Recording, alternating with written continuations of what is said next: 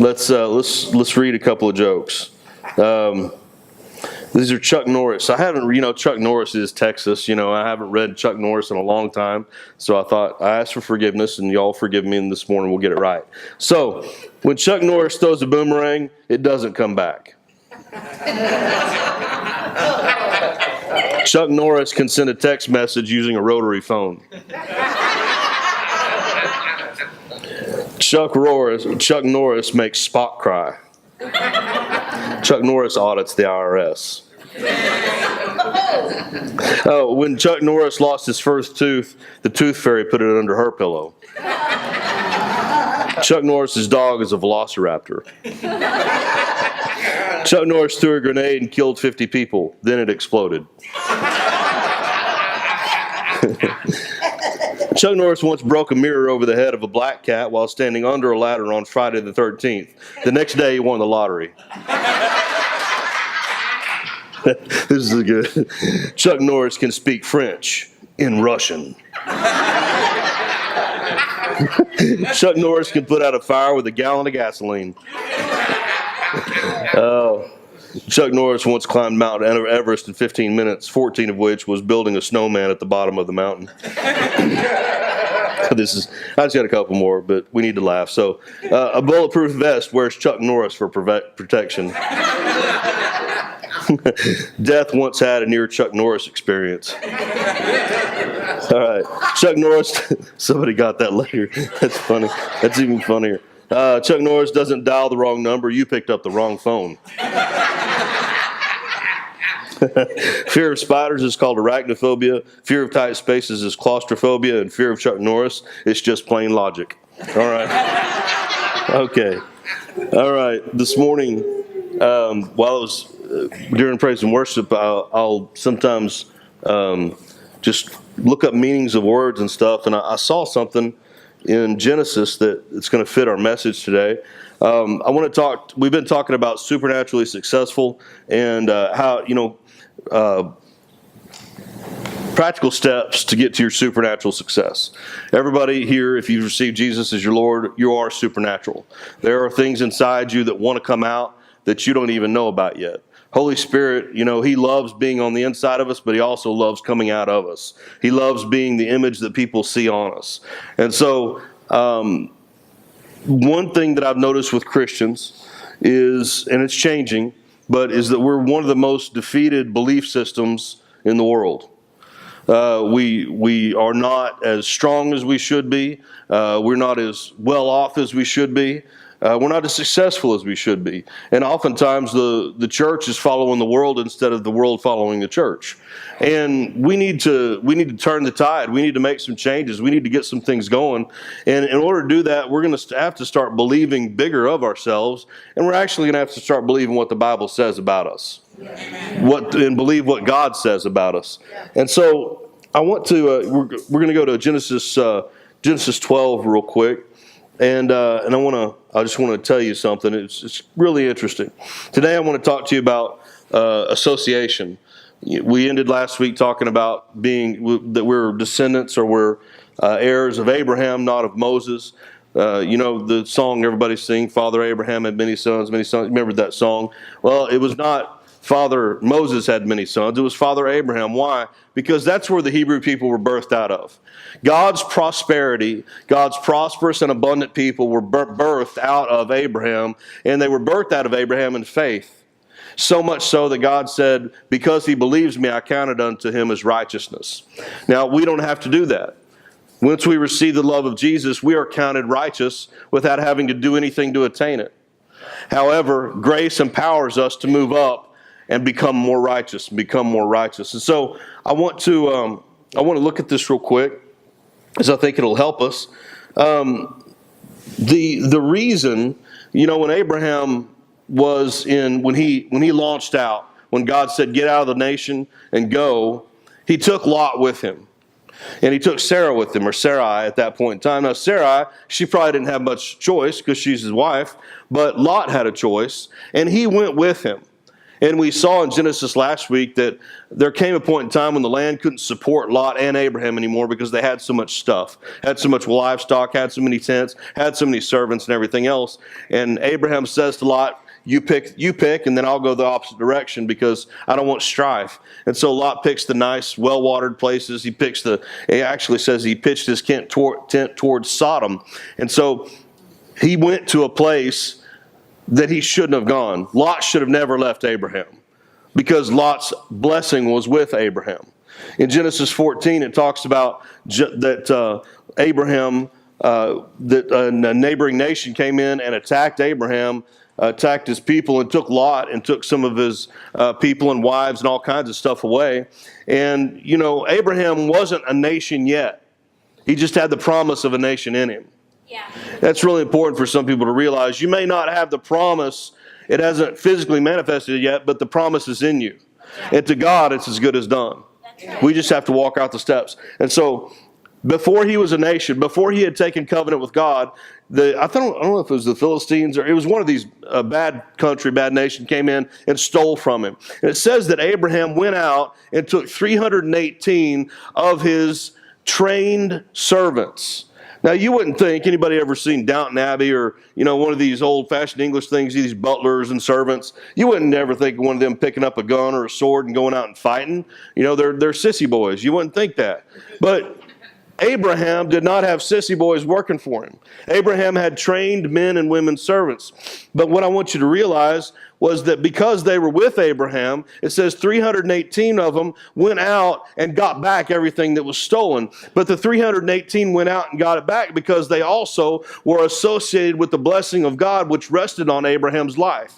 You need to really think about your life and who you're associated with. Are you associated with people that are chasing the blessing? Are you associated with people that want the blessing in their life? Or are you associated with people that just take it day by day and it's just a drudge of a life and we're just getting by?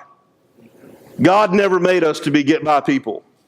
And I think that's what we'll talk about next week. He never made us to be people that just get by, just scrape by, and they're living poverty. He did not mean for us to live like that. That's a poor representation of Him. You realize that? Yeah. He's our Father. Last week I said, when we had the kids and they were real young, I kept their faces clean. I kept their noses free of boogers, man. I could not stand that. I had one of those nice little sucker things to get their noses all nice and clean. Why? Because not only did I couldn't stand it, I wanted my kids to look good and their faces to be nice and shiny and presentable. I mean, you may have ever picked a kid up and they're a really cute kid, but they got, snot and drool and all that, and they want to kiss you. I don't want you kissing me. Go back to your family. Tell them to get you cleaned up. Come back, kiss me then. But, it's just it's the truth. I mean, that doesn't sound good. It doesn't sound very, very sympathetic or what. Anyway, if my kids were wanting to, well, I wouldn't do it with them either. I'd make them get cleaned up. So anyway, I'm an equal opportunity. I just want to be clean, okay? I want people around me to be clean. And I just don't want a booger on me. That's it. She hit the nail on the head. I don't want any of that transferred to me. And so, but I was always careful to make sure they were clean. Why? Because not only does it good for them and healthy for them, but it's also a reflection of me. Yeah, correct.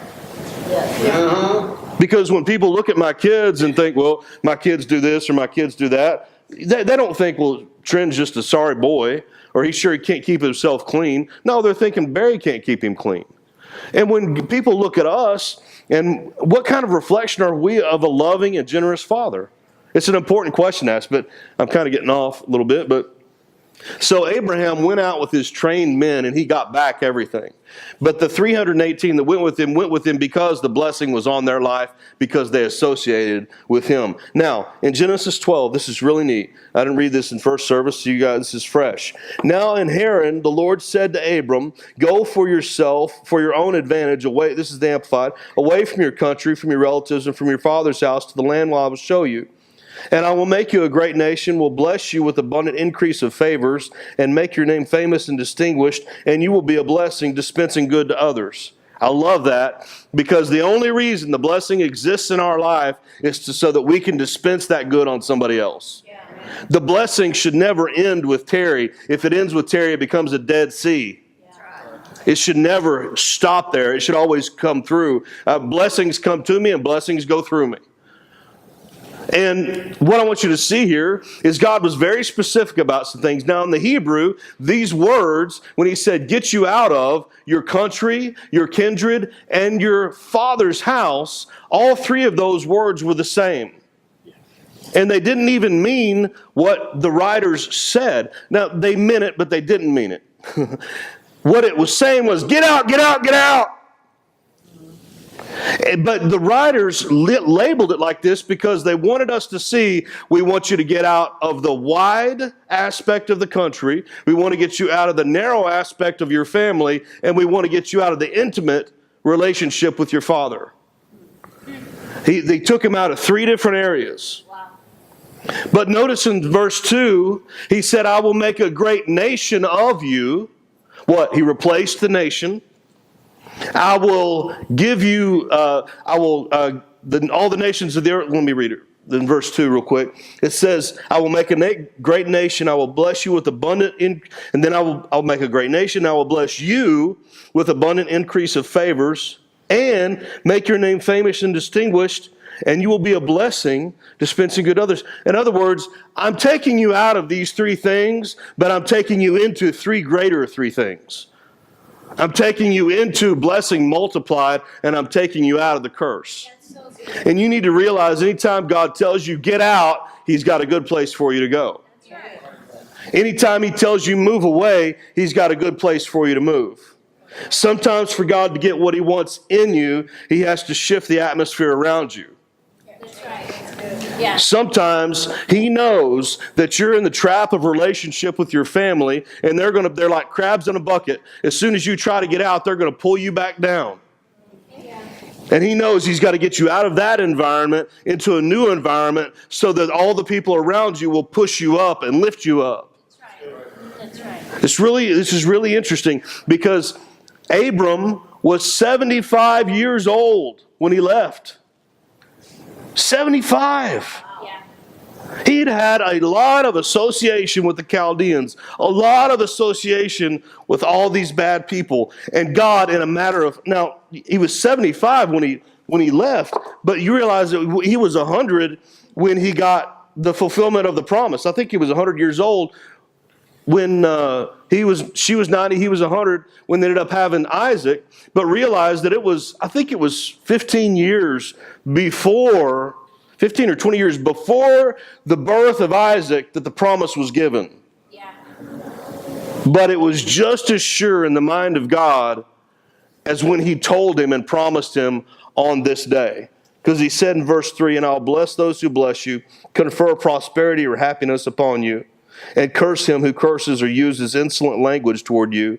In you all the families of the and kindred of the earth will be blessed, and by you they will bless themselves. This is really good. He told Abram, get out.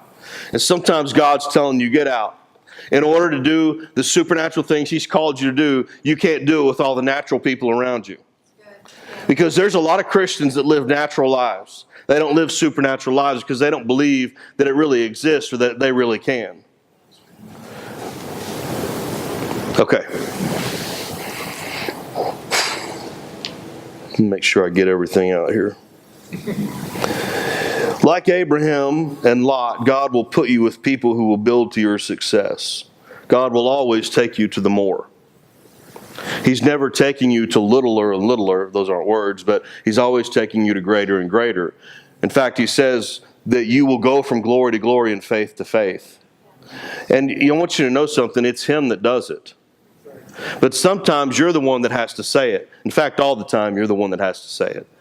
In Job 22 and verse 28, I believe, it says, you shall decide and decree a thing, and it shall be made so unto you, and the light of God's favor shall shine upon you, and he will make your path great. You see, it's not as much our physical strength that God needs as the mind that he needs to do it. Yeah. Our hearts can receive things our minds can't understand, but our minds do need to be on board. They do need to be transformed by the renewing of the Word in order for us to be in unity, body, soul, and spirit. Our bodies, our soul, and our spirit man need to be in unity. It's called integrity when they walk together. And so I want you to realize that who you hang around with makes a difference. All life coaches, people who are motivational speakers, all say the 5 people you hang around with the most are the ones that determine the outcome of your life. Why? Because your association is a choice. You get to choose who you hang around. And so go ahead and put up the screen thing. I want to, and baby, there's a little red pen thing, pointer down there, I think. Maybe I left it in my little room. I left it in my room. Jacob, it's right there in there on that desk. I want to show you this real quick. You know, my dad told me a long time ago when I was real little, he said, son, do you know what the greatest power a man has? I said, well, no. What is it? And he said, it's the power of choice. Because you get to choose the direction of your life. You get to choose where you're going.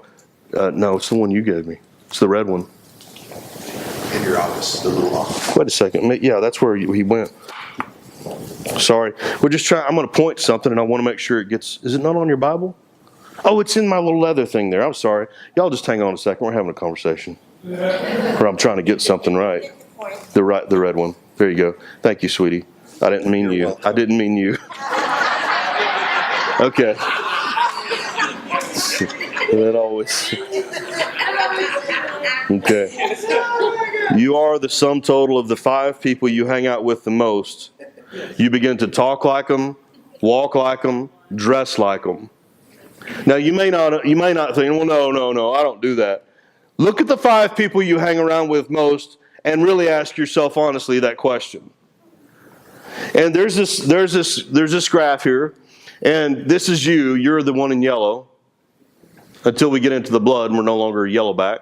But we get here, and that was a little joke. Yellow.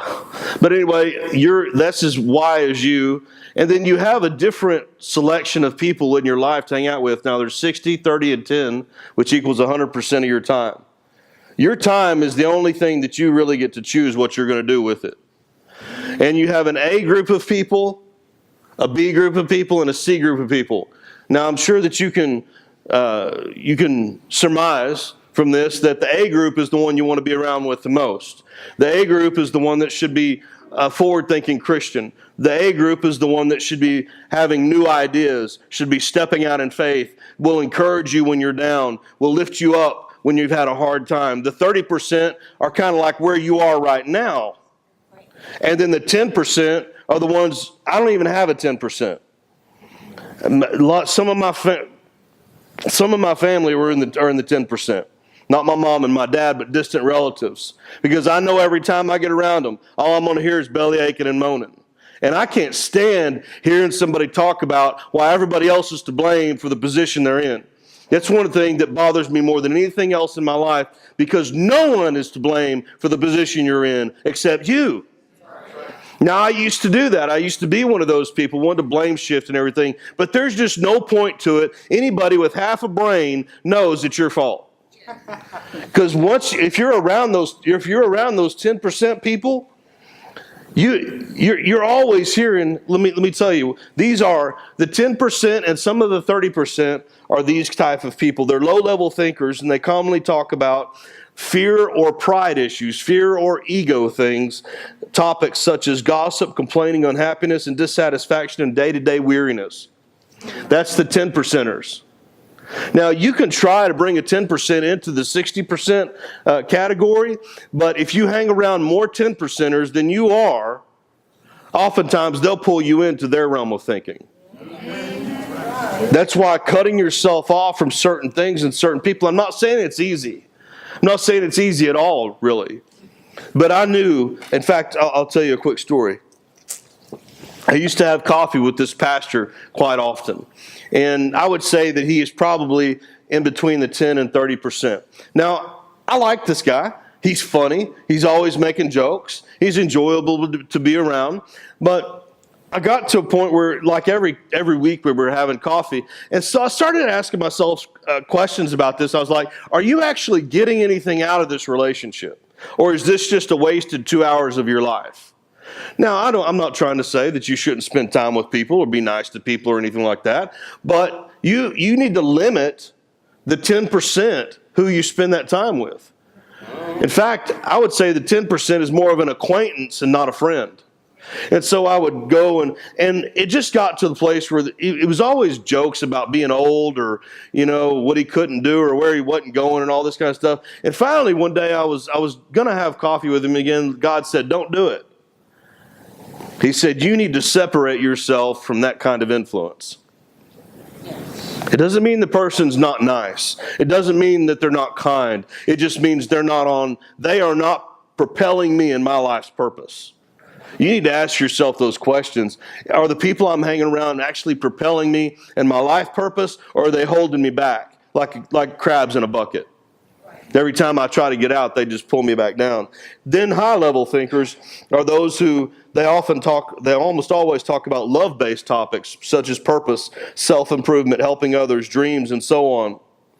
If you want to be able to decide who the people you hang around with, which category they're in, you listen to their conversation for 10 minutes. I can listen to somebody's conversation for 10 minutes and pretty much tell you where they fit in these categories. Now, I'm not trying to make a caste system or divide people out or say people are hopeless or anything like that. No, as soon as, just like these guys in the A, in the red area, are 60%er, that 10%er in the C can become an A overnight if they decide to. See, that's why choice is such a power. They can become who they want to become. But for Christians, it's especially important for us who are supposed to be the dreamers, who are supposed to be the creators, who are supposed to be the ones on the cutting edge, hanging around other people who are on the cutting edge. And I'm sad to say, sometimes those people aren't Christians you need to hang around. And when you start hanging around people who are at a different level than you are, realize it's going to be uncomfortable. Amy, help me remind me to come back to that. I want to read you some scriptures real quick because I want you to realize this isn't just something that I'm talking about, this is real. This is a real thing. In Psalm 26:4, and you guys don't have to go, I'm going to read several real quickly. If they can keep up, fine. If not, it's okay. Psalm 26:4 says, I have not sat with idolatrous mortals, nor will I go in with hypocrites. I have hated the assemblies of evildoers, and I will not sit with the wicked. This is David talking. He's saying, these are things I am not going to do. Why? Because he knew that his association with the people he was around mattered. It's interesting that he said this, I have not sat with idolatrous mortals. He must have thought differently about his mortality because he separated them out as mere mortals. David must have known he was eternal. I'm just saying, that's just something I noticed. Psalm 1, blessed is the man who walks not in the counsel of the ungodly, nor stands in the path of sinners, nor sits in the seat of the scornful. But his delight is in the law of the Lord, and in his law he meditates day and night. He should be like a tree planted by rivers of water that brings forth fruit in its seasons, whose leaf shall not wither, and whatever he does shall prosper. But you got to realize that whatever he does shall prosper hinges on being planted by rivers of water. What is being planted by rivers of living water? That's your association. It's who you hang around with. And I want to tell you, association doesn't just mean people who are alive. I spend time with John Osteen sometimes. I spend time with Kenneth Hagin sometimes. Kenneth Hagin and John Osteen have gone home to be with the Lord, but their spirits live on. Their words are powerful. And if you connect with the words of people who have gone on before you, you can learn from them, and they can actually build you up. That's how you live beyond your death. You live beyond your mortality. Yeah. Napoleon, anybody ever heard of Napoleon Hill? Napoleon Hill wrote the book Think and Grow Rich. Napoleon Hill said of himself, he was back in the early 1900s, I have an inner council I meet with every night. Every night, and it started with 10 people. And he would close his eyes, and before he went to bed, he would have a council meeting with these people and imagine that they were talking back to him and giving him advice. People like Darwin. I wouldn't suggest using Darwin, but Darwin was a leader in his field. People like Napoleon Bonaparte, people for strategy, people like Einstein. He imagined himself talking to these people. And you say, well, that's just weird. That's strange. Listen. We've been taught to believe our minds are linear, and they're not. Our minds are three-dimensional. Actually, they're four-dimensional because of the spirit realm. We can tap into things in our minds that people only dream about if we'll just try. Ephesians 3:20 says that He will give you, He will bring to you exceeding abundantly above all you can ask or think. Another word for think is imagine. Some of us don't use our imagination enough. We need to close our eyes at night and imagine the house we want to live in, or imagine a good relationship, or imagine being cancer-free. That's where everything starts, in the mind. Proverbs 13:20, he who walks with wise men will be wise, but the companion of fools will be destroyed. Proverbs 14:7, leave the presence of a short-sighted fool, for you will not find knowledge or hear godly wisdom from his lips. Everybody, if the people you talk to or around are always talking about tomorrow, or always talking about next week, or they can't wait till Friday so they can get their beer money, or they can't wait till this so they can go pick up their drugs or whatever, that's short-sighted. And I can tell you at a funeral, I can tell you why that person probably died quicker than they needed to. If all the people that come to the funeral talk death. Because the more people you hang around with that talk death and short living, that will be the process of your life. Why? Because you're consistently being fed death. Yeah. The only thing death can beget or have is death. And I've done funerals for people, and it was obvious. They associated with people that's all they talked about, and that's what they got. We have to choose our friends wisely.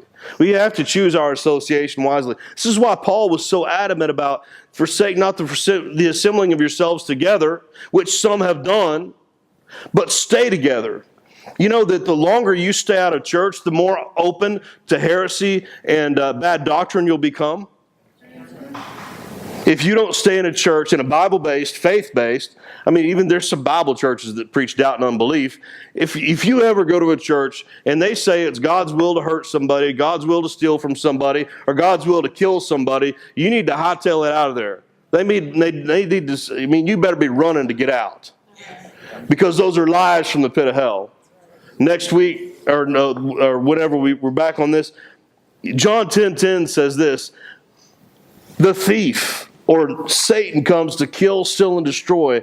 I have come that you might have life and life more abundant.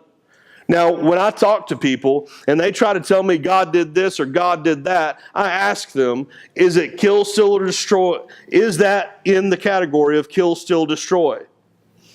Because if it is, and so I've had people tell me, well, it's not a, it won't hurt me to do this or do that, or smoking is not going to hurt me, or I don't think that smoking's wrong, I don't think it's a sin.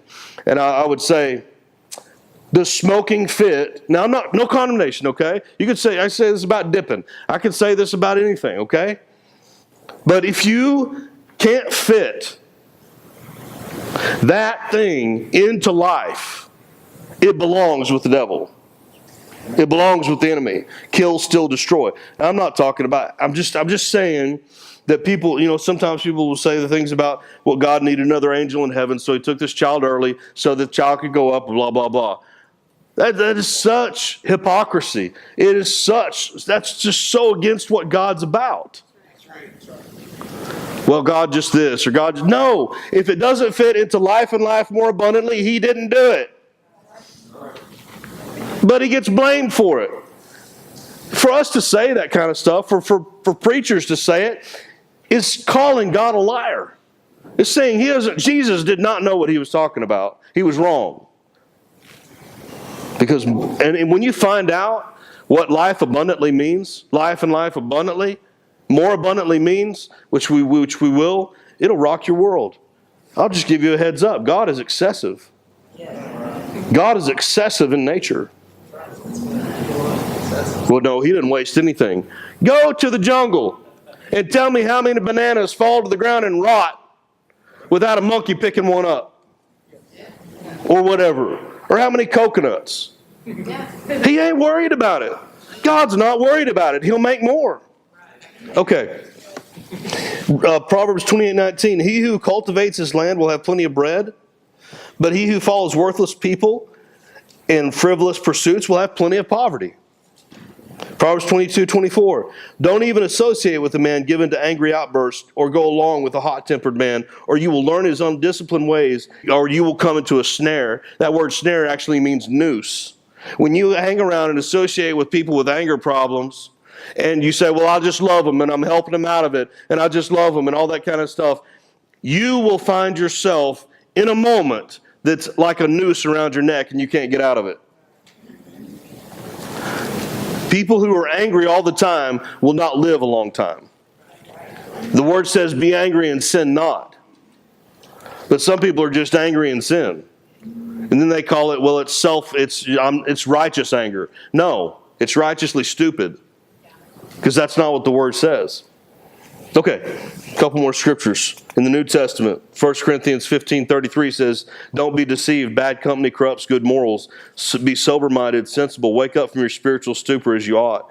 And stop sinning. For some of you have no knowledge of God. You are disgracefully ignorant of Him and ignore His truths. I say this to your shame.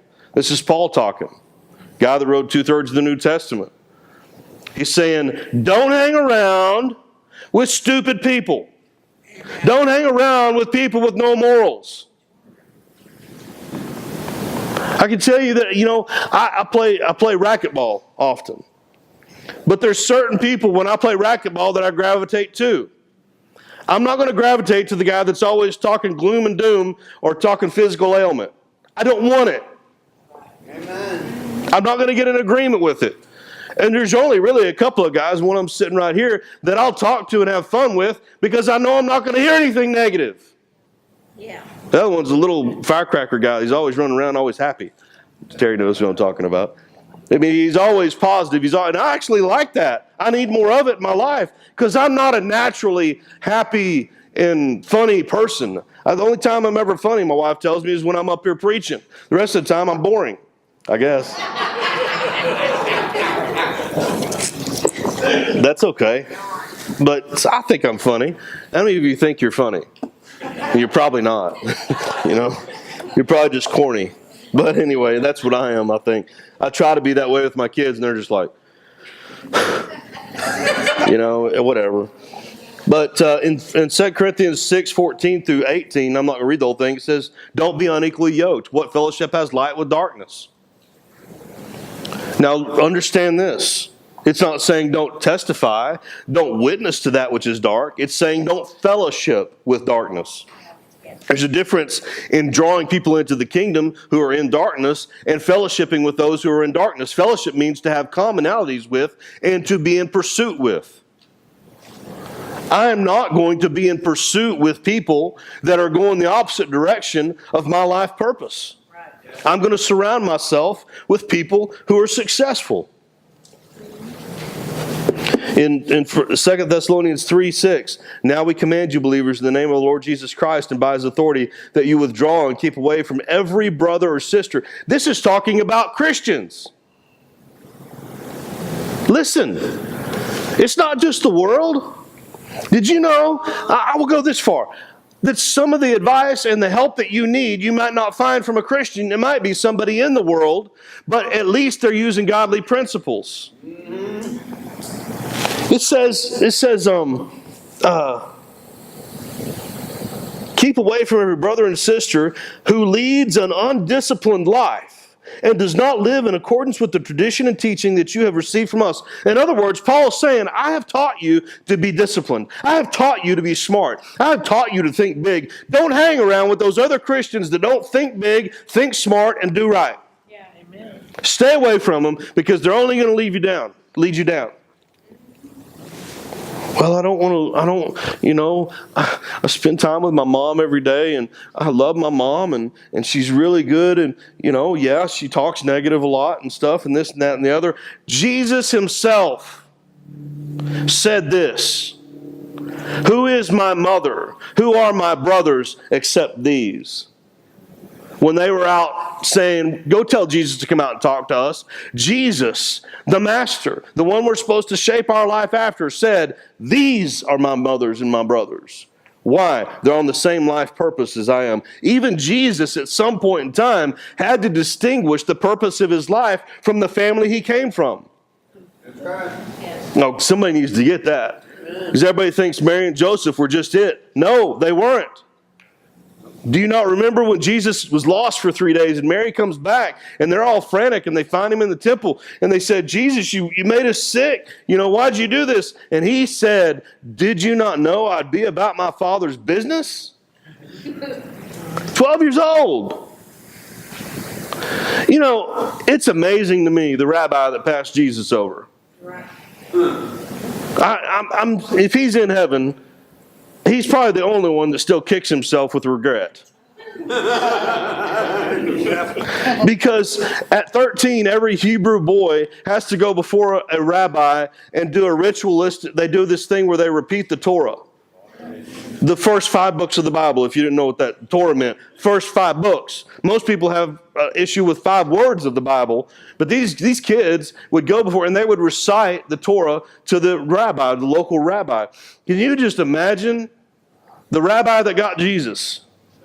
Wow. You see, even the greatest people have a plan of the enemy against their lives.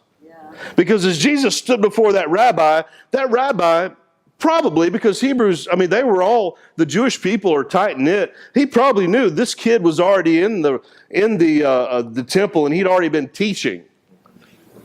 And so it was probably a plan of the enemy to discourage Jesus and get him out. But he did all this stuff, and they recite this, and either the rabbi will say one of 2 things to the little boy. He will say either follow me, which means that you have met this qualifications and standards to be a rabbi, and I want you to follow me in the way of Jehovah, or they would say, maybe not Jehovah, but God, whatever, or they would say, walk in the way of your father, follow in the way of your father. In other words, when it came time to make the distinction about Jesus, the rabbi said, walk in the way of your father and become a carpenter, because you ain't got what it takes. That was an all-time fail, right? Because Jesus, but it was meant to be. It was important that he be rejected. Why? Because God uses what's rejected and makes it a high thing. He made Jesus the chief cornerstone of the church. And I don't care how many times you've been rejected, how many times you failed, or anything else. All you got to do is follow Jesus, and you'll get it all together. Jesus went to Peter, James, John on different occasions and found Peter in the boat and told him what to go do, and Peter did it. And then Jesus said to Peter, follow me, and I'll make you fishers of men. Do you know what he was saying? He was saying, Peter, even though I know that you're not got it all together, I know that you're fractured, I know that there's things wrong with you, and I know that even the rabbis passed you over and told you to be a fisherman. I'm saying, follow me, because I believe in you, and I see the potential of your life. I see the journey of your life, and it needs to be with me. There was something so powerful in those words that Jesus would say to people, to the 12, follow me, and he even said it to Judas. He gave Judas the opportunity to be great, but Judas chose to let the devil fill him up. So, anyway, it's important who you hang around. You know that even Jesus did this. I'm just reminded of this. When he had the 12 apostles, 12 disciples, who did he always take in crucial moments with him? Peter, James, John. Now, get this. Now, Peter, I don't know what this means about the other 9 disciples. But Peter tried cutting people's ears off. Peter always spoke what came to his mind. He didn't have a filter between his tongue and his head. And James and John wanted to call down fire and burn the city up because they were rejected him. But at least they were doing something. I would rather have people make mistakes that are tripping forward than falling backwards. It's easier to redirect forward-thinking people than it is those people that are always thinking backwards. But Jesus always took Peter, James, and John. In the Jairus' daughter, Peter, James, and John, top of the mountain for Mount Transfiguration, Peter, James, and John. You think that ever once the other 9 guys were like, what the heck, man? What the heck, Jesus? This ain't fair. Take us. Peter's always talking about what y'all do. You know, they were men. Over 7 or 8 times in the Gospels, it talks about them all vying for position. It talks about who would be greatest. Jesus didn't help it. You know, Jesus wasn't fair. You know, you need to say this. Life's not fair. Life's not fair. Favor ain't fair. You need to go listen to that T.D. Jakes message. Favor is not fair. God will put favor on your life for something, and there's somebody standing right next to you, been praying for it for 30 years, and you just get it. Favor ain't fair. And it often happens with young Christians and old Christians, because the old Christians think they deserve it, and the young Christians don't think they deserve anything. And so God's much more willing to impart into somebody that doesn't think they deserve it than the one that thinks they do. Because if He does, when they think they deserve it, they're going to think that what they did got it. They need to get over it and realize that nothing we could do deserves what God can give, right? Hallelujah. All right.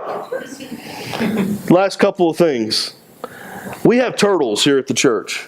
I put a Facebook thing. I haven't been on Facebook in a while, but I put one on there of me feeding the turtles. It's one of my favorite things to do. Because these little tiny turtles trust that I'm going to give them something good. Now, first they scurry away usually. But there's one particular. He's got bold. And they all come, Amy just got them a new tank, and so there's this huge tank now, and they are swimming all around, they love it. But there's this one particular one, it's a red-eared slider. It used to be this other one, but he fell out of my favor because he won't come up to me anymore. But they'll come up to the front of the tank after they've been fed for a day, and they'll just look. Because they can see when we're coming. They'll look and they'll just be doing this. Somebody go feed us? Somebody go feed us. You know? And so I'll come, and then they'll start getting like excited. And then as soon as I get there to give it to them, they'll scurry away. I'm like, what's your problem? It could be that their brain is the size of a BB, but, you know. But this one, he just sticks around. And so he's the one, I'll stick it down in there, and he won't go anywhere. He'll just wait. He's looking. I even put food out, and he won't go after any of the food's laying right beside him. He'll wait for it to come out of my hand. Sometimes God's that way. He just wants us bold enough to take what He's given. Instead of waiting for the scraps that we throw along the side, that He throws along the sides. We don't need to be afraid of Him. I tell you, those other turtles need to associate with that bold one. But here's the point to the turtles. If you keep a turtle in a small environment, the turtle will remain small. But if you put it into a large environment, the turtle will grow. Bruce came up after service and was telling me about one that he had for years, and 5 years he kept it in this little bitty thing, and it never grew. And then one day he put it in this 55-gallon drum thing, and it just blew up. Sometimes God needs to get you out of the small pond you're in into a big thinking pond so you can grow. He needs to get you into a larger environment, a more productive atmosphere, something that is leaning and always yearning for growth, something that's always pushing forward, because that's what He wants for you. And that's why, you know, when people come to church here and then they leave, and they were like plugged in and stuff. I'm thinking, why would you leave something that's growing? Why would you leave a place that is helping you to grow, that's helping you to move and shake and do things in your life? And I'm not saying that it's because of the body here. It's not because of one person. Yeah. You cannot come in this church and be treated poorly. Most of the time. If I ever find out about it, I get really mad. I get really ticked off, because that's one of our great qualities, is that we are hospitable.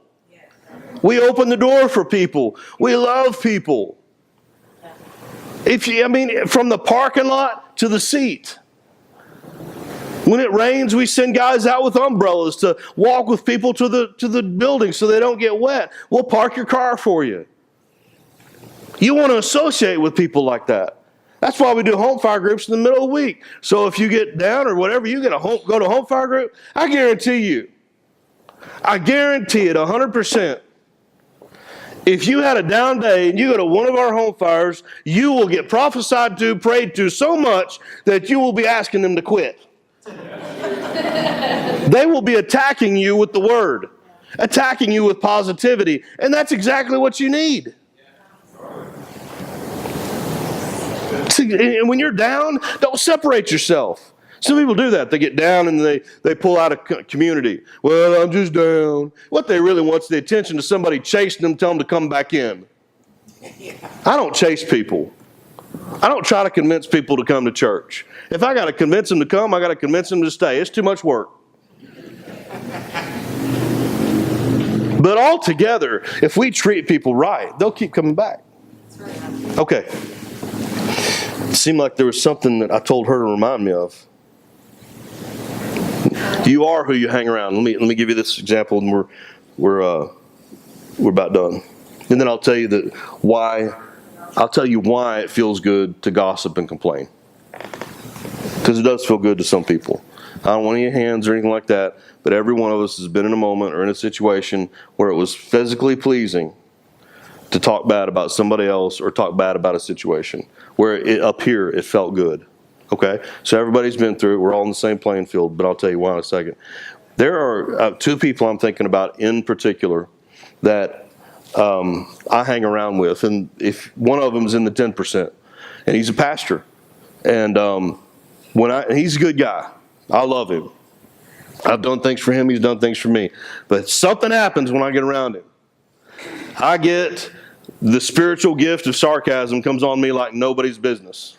And I don't need any help with that gift.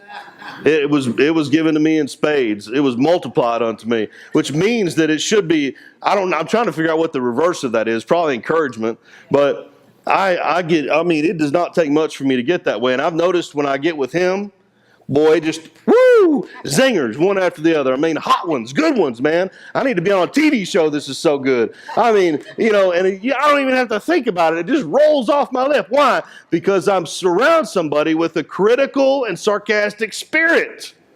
Yes. And it rubs off on me. Yep. You don't want to be with somebody that draws the worst out of you. Now, he's an acquaintance, and I'll meet him from time to time, but not very often. I didn't hear what you said. But then there's this other guy I'll hang around with. And he's a businessman. He's not a pastor, but he's a believer. And every time I get around him, man, I start thinking bigger. I start thinking about what I can do. I start thinking about how big God is. I start thinking about how good God is. And I get excited and start talking about that. He's in my 60% group. And then I get around another guy, he's an older gentleman, and he's seen a lot of life, and he's very successful, and I shut up and listen. Because it feeds me. You got to understand, it's not the words somebody gives you that's so great, it's the spirit they're imparting. They don't have to give you the most eloquent speech or the best words. They just have to give you a part of who they are. And then it'll end up coming out of you. And I will tell you, it'll be, when you stretch yourself to hang out with people better than you are, one, don't think of yourself as little. Think of yourself as big. You are a child of the Most High God. God, it says in Psalm 40 that you lifted me up out of the miry clay. And in other Psalms it says you set me before kings. I pray and believe that people in our church sit in front of influential people, in front of rich people. Why? Because you can help them. Some rich people that just got barrel loads of cash, are some of the most miserable people in the world. Why? Because they haven't found the freedom of Jesus Christ. And they need that. They need people around them that aren't got their hands out and always wanting something. We are not a church that goes around with our hands out saying, give me a preacher's discount, give me a church discount. If I ever find out anybody does that, I go and talk to them directly. And I'm very nice, but I say, don't ever do that again. I won't have it. Because that is not my God. My God owns everything. Yeah. My Father owns everything. The cattle on the 1,000 hills, all the gold, all the silver and everything. And He has made me to commandeer it in the earth. Yeah. He isn't going to just drop it in my lap. But He has given me the authority to get it. And I don't get it by groveling and acting like we're all poor or something like that. If I act like we're poor, we'll be poor. I'm going to act like I'm rich, and I'm going to be rich. And I'm not ashamed of that word. Because it says in Peter, though He was rich, yet He became poor so that you through the cross might be rich. And it wasn't talking about spiritually rich. That's one of them, but it's talking about physically. Oh my goodness. I'm already into next week's message. But my point is that who you hang around with, who you become. I can't stay around James very long and not smile. Because he's always up. Sometimes it ticks me off. Terry. I go golfing with Terry, and I really don't like riding in a cart with anybody else. Nothing against anybody else if I've ever golfed with you. But I am not what you would call a really good golfer. I am the opposite of whatever that is. But I never come off the course with Terry thinking that I'm a sorry golfer, the sorriest one that ever walked the face of the earth. I always think, that next shot I'm going to get. That next putt's going to be better. And I'll gripe at him sometimes. I'll say, oh, be quiet. It was a bad putt. And he says, you're closer to the hole.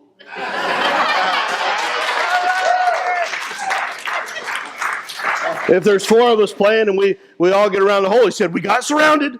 And I'm like, oh my God, man. Eternal optimist, right?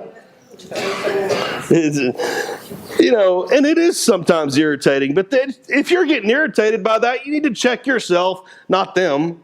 You need to wonder why it's getting under your skin that somebody's so positive all the time. When you look at you want to know where you are in life, and you look at your checkbook, and you either say, man, there is so much room for God to put something in here. Or you look at it and say, God, man, another month without the money. Or you don't say anything and your inside just sinks. Dude, you need to be the one that says, there is so much room. In fact, I'm going to make more room. I'm opening up another checking account that you can fill up.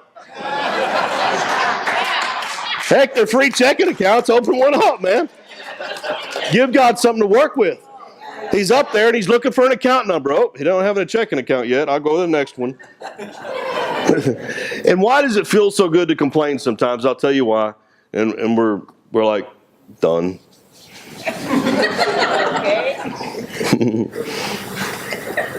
That's the next lesson. It's pretty good though. Have you ever heard God referred to as poor or not glorified or just kind of a peewee or anything like that in the Bible? Have you ever heard God referred to as that? No. So why should we be? I mean, you've never read in the Bible where it says God's poor. And we're his kids. But anyway, so why does it feel good sometimes? Well, here's why. Because there are mechanisms in your mind that release certain chemicals when you talk about things and when feelings start churning up in you. Anybody ever been in a room and all of a sudden you feel something go, ugh, and you turn around and somebody's walking in the room that's always griping and belly aching, or somebody's always gossiping, or always, they're bitter, and something inside you actually senses they're there. Oh, that's why. And I run for the door. I avoid people that's always that, or they're always, working in the ministry of hints. Yes, brother, we just trust God and the electricity got turned off. But we trust God, and they're really wanting you to pay the bill. It's a ministry of hints. Everybody ever heard of it? Yes. Anyway, but you feel a certain way. Well, when you get a group of those people together, the phrase "misery loves company" is very true, because the feeling you get from talking about people or complaining or talking about how bad things are, see, it's a short-lived feeling, and it is a good feeling, not good in the sense that it's good and taking you somewhere, but it feels good to your flesh, much like sin does, but it only feels good for a short amount of time. But when you could get more people together, that feeling or that energy rises and it multiplies, because Matthew 18:19 says, where 2 or more gathered together in my name is touching anything, it'll be done for them. Well, if 2 or more are gathered together in the name of complaining or gossiping or anything else, it's multiplied to them. It becomes greater around them. And the truth is, the reason you feel like that you do when Aunt Sally walks in the room and she's always griping and moaning about something, is because her energy level, the vibration that's in her body, makes her feel a certain way, and she carries that atmosphere with her. And so when she comes in, you sense it. And the best thing to do is get out and just get away from her. Well, it'll hurt her feelings. Better her feelings being hurt than you being held back. Yeah. That's right. I'm serious. You know, they may never understand it while they're in the earth, but when they finally get to heaven, they're going to say, Tony, I'm so glad you walked away from me every time I came in the room. I wouldn't want to be around me either. They'll finally wake up and realize it. But when you get more of those people together, it's just like if every seat in this auditorium was full, there would be a higher energy level. Why? Because there are more energy beings here. We're all carriers of energy. And so when you get around, so when you're down, but you've made it a point to make sure that your 60% A players are the ones you're around the most, when you're down or you're not feeling good, and you go and you get in that environment, it's not but few seconds and you're back up. Why? Because the energy you want is the one that you have to submit yourself to match in other people. And when you start stretching and trying to be around those A players and the 60%ers, it will be uncomfortable. Why? You get around millionaires and they talk different. They think different. You get around people that walk in a healing anointing that you want, they talk different. They feel different. But if you stay there long enough and you pass through the uncomfortableness of it, you will become one of those that heals at a different level, that receives at a different level, that walks in the fullness of prosperity for your life. You'll become one of those people. You say, well, I don't know anybody that I can hang around. Get you some books and tapes. You can hang around Napoleon Hill. You can hang around Kenneth Hagin. You can hang around Kenneth Copeland as much as you want to. I have meetings with successful men all the time. I don't have to sit across from them and well, would you tell me what you think about this? If I listen to a successful person's tapes or CDs or podcasts long enough, they'll tell me what they think. I don't have to have them face to face.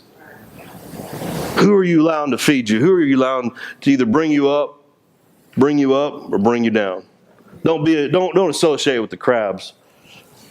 Don't get in the bucket with them. Get out. Get transplanted like Abraham was. All right. Praise God. There was something else, but I forgot it. There is a collective consciousness formed when you hang out around people a lot. In other words, you'll begin to think like they do. You'll begin to assimilate like they do. Do you ever wonder why you're attracted to certain people? Especially in negative situations? The reason is because somewhere in you, it's answering a need. It's answering something in you, a negative thing. But you get to decide whether you hang around those people or not. Because when you do, it multiplies the thing in you. It makes it bigger. And so we need to make sure that the people we hang around with are the ones that are moving forward.